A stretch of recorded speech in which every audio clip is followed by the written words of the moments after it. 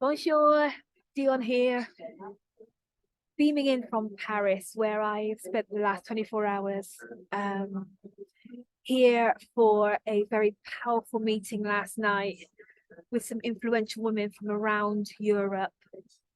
I was so fortunate to be in the room with such a high caliber of women. The conversation was very, very powerful. And I've been thinking about it since I woke up this morning, just really churning around in my mind all the things that we spoke about, all that I shared and all that other women shared.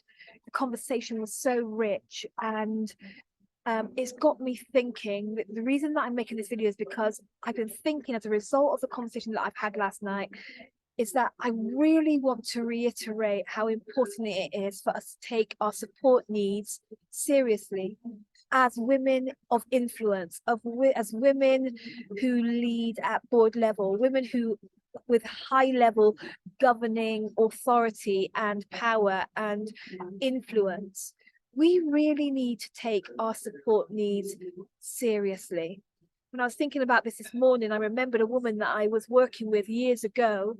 She was a director with a big role, and she was going through a lot at work. She would often refer to it as carrying a lot of weight. She'd say, "I'm carrying a lot of weight at work," and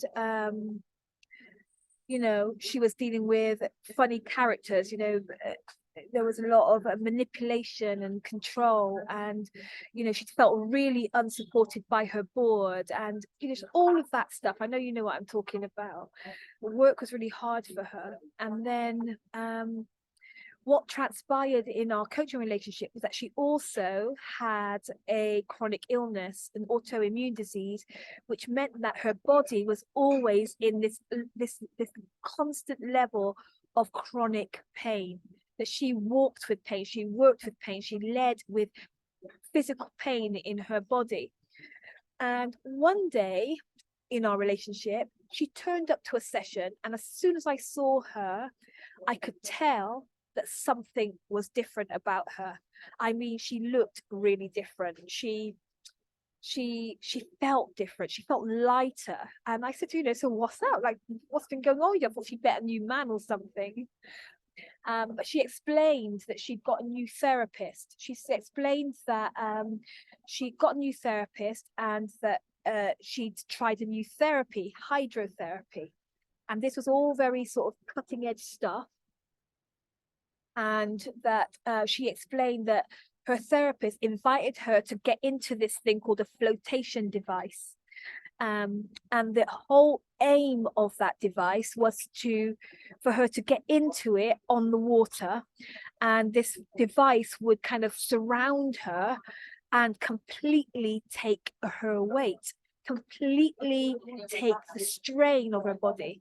The aim being that she could release the tension that she'd had with holding it all together, holding the pain, holding it all down. She could release all that and then receive relief from that experience of letting go of the pressure, or having the pressure taken from her. She would, experience relief. Well, I could tell that it worked, but I wanted to know more about the experience. And she explained that when she first got into the flotation device, she felt her therapist coaching her to go on, let go of the weight. She heard her therapist telling her, breathe, let the device take your weight, let the device hold you, let the device fully support you. And this client, she explained to me how challenging she'd found it to be able to actually enter into that rest, enter into that trust that this device had her, fully had her, and that she could absolutely enter into that relaxation and that rest, that she'd give herself over to the ease that wanted to come. She said she struggled so much to just let it go. She said at one stage, she didn't even know if she knew how to let it go, how to release the weight. I was thinking about that this morning, because maybe you can identify. Sometimes it really is hard for us, isn't it, to ask for help, or when the help comes, to receive it, to enter into this place of ease and rest because of being supported. I'm thinking about how important it is if we're going to enter into this new level of leadership. There's no doubt about it. Leadership is going through a transition right now. Leadership and leaders are experiencing way more new demands. And there is a season of uncertainty and shifting and changing on top of what we're already dealing with. The game is upping in leadership right now. And we are going, more is required of us. And I don't think that we're going to be able to hack it if we do not go about getting better at getting our needs met, asking for our needs to be met, and entering into the rest of receiving that support once we have it. What do you think? How easy is it for you to ask for help? How easy is it for you to enter into the rest of being supported? Who's supporting you? I want to suggest to you that there are significant roles that we should be delegating out in order to curate our support network. And let me just quickly run through them. Let me just grab my notes. So the first one is cheerleader. I think we should all be looking for some people who think that we're the bee's knees, feel like we can do no wrong, and they always have our back. They're always cheering us on. Cheerleaders. We need someone who's going to challenge us outside of our comfort zone, into our stretch zone, into our growth zone. Someone who's going to say, you've got this and you can be more. Come on, I can see you. Come up higher, push further, go farther.